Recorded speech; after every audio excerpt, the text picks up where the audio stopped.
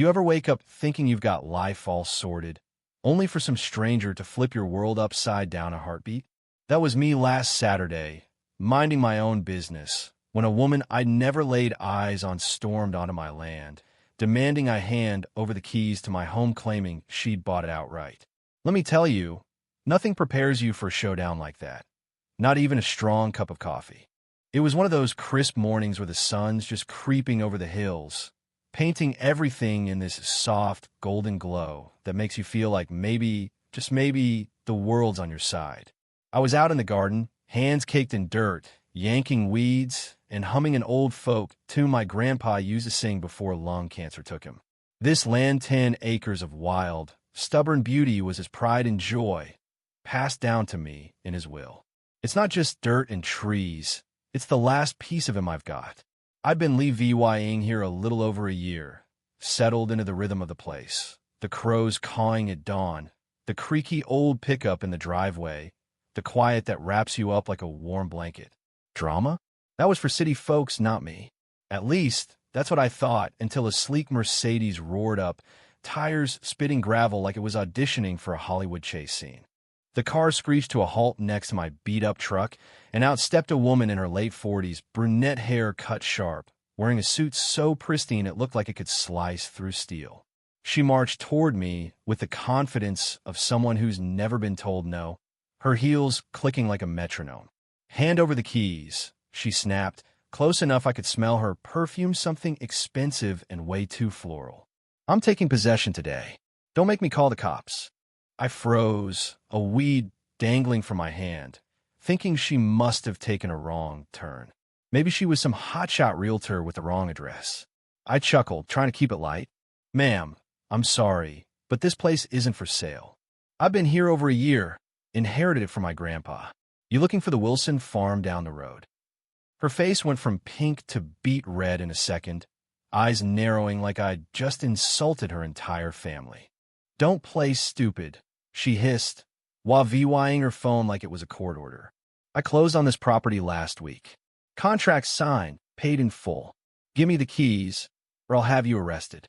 My heart started thumping, not out of fear, but because this land isn't just a plot on a map, it's my family's anchor, the one thing I've got left tying me to Grandpa's memory. I stood there, sweaty, dirt smudged on my jeans, wondering if I was the one losing it. "Look, lady," I said, keeping my voice steady, "I don't know what you think you bought, but it wasn't my land. My realtor's name is Sarah, and there's been no sale." Her name was Claudia Reed. She spat it like it meant something through her head back and practically screamed. "Sarah Thompson, that's who sold it. You're trespassing, and I'll have you locked up." That's when it clicked. This poor woman had been played. Someone had fed her a lie, and she'd swallowed it whole. But Claudia wasn't in the mood for reason. She was too busy punching 911 into her phone, ranting to the dispatcher about a dangerous squatter refusing to leave her property.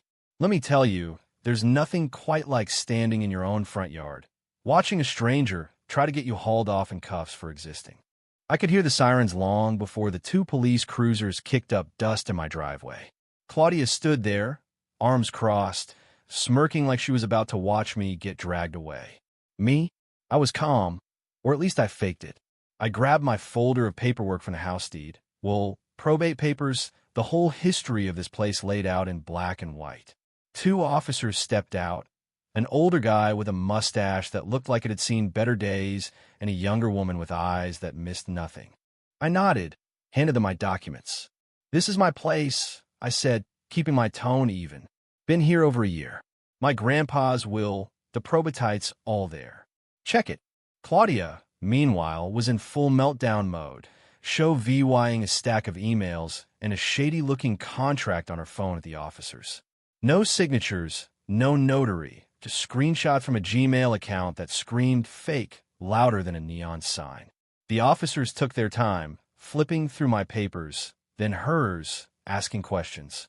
The woman, Officer Daniels, pulled me aside, her voice low. "This kind of thing's been happening around here. Scams targeting folks with cash and dreams." I shook my head. First time for me, but my realtor, Sarah, mentioned some weirdo named Lisa Carter sniffing around, asking about properties that weren't even listed. The officers huddled by their car, Claudia pacing like a caged animal, muttering about lawsuits and people like me ruining her plans. Finally, Officer Daniels walked back, her tone polite but firm. "Sir, your documents check out. Ms. Reed, do you have anything legitimate? A deed, title, county stamps." Claudia rummaged through her designer purse, pulling out a crumpled Printutin email chain with a bank transfer receipt. Nothing more. No stamps, no notarization, nothing that held water. I'd be lying if I said I didn't feel a twinge of pity for her. Turns out, she just lost her dad a couple of months back, came into some money, and was desperate for a fresh start somewhere quiet. But that didn't excuse her screaming in my face or trying to get me arrested on my own land. When the officers broke the news that she'd been scammed, Claudia lost it. "You're all in on it," she shrieked, pointing at me, the cops, even my garden hose like it was part of some grand conspiracy. "You think you can rob me? I'll sue every last one of you." She lunged forward, trying to grab my arm. The officers didn't hesitate, they restrained her, cuffs clicking shut, and marched her to the cruiser as she kept hurling threats. The sun was blazing now, sweat trickling down my back, but I could finally breathe. The drama was over, at least for the moment. The officers promised to file a report, said Claudia would face charges for trespassing and threats, and they'd dig into whoever conned her. Hopefully, it'd stop the next scammer from preying on someone else chasing a slice of peace. I watched them drive off, Claudia's face pressed against the cruiser window, still mouthing curses. Part of me wanted to feel sorry for her. She was a VY Tim. After all, but mostly, I felt relief. This land, with all its history and heartbreak, was still mine. No one, no matter how loud or entitled or scammed, could take it with a phone call and a tantrum. You'd think that'd be the end of it, but life's got a way of keeping you on your toes. A week later, Sarah called me. Turns out Claudia's seller, this Lisa Carter, had tried the same scam on another rancher 2 towns over, but got cocky and demanded double the down payment. The police traced the IP address, found a scammer holed up out of state, running a whole network of fake property sales. The story hit the local news. Inheritance scam targets VYing buyers. Claudia never apologized, but word is she lawyered up, spent months chasing her money, and got nothing but more heartache. The real gut punch? For weeks after, I kept expecting someone else to show up, while VYing fake papers, claiming my home. I started locking the gate, checking the windows, sleeping with one eye open. It's funny how one crazy day can shake you, make you question the ground you're standing on. But it also hit me hard. This land isn't just property. It's memory, loss, stubbornness, and love, all tangled up in the blackberry brambles and barbed wire. I'm not going anywhere not for a scammer, not for a Mercedes and a power suit, not for the threat of handcuffs or 1,000 angry phone calls. I'll keep fighting for what's mine because sometimes that's all you've got. So, what would you do if some stranger rolled up tomorrow, demanding your home, your memories, your everything? Would you stand your ground or try to talk them down? Should I have felt more pity for Claudia, or was she just as much to blame for escalating things? And here's the big one. If you got scammed like she did, would you keep chasing the money or let it go to save your sanity? Drop your thoughts in the comments. Hit that like button if this story got your blood pumping, and subscribe for more real-life craziness. Let's get this debate going.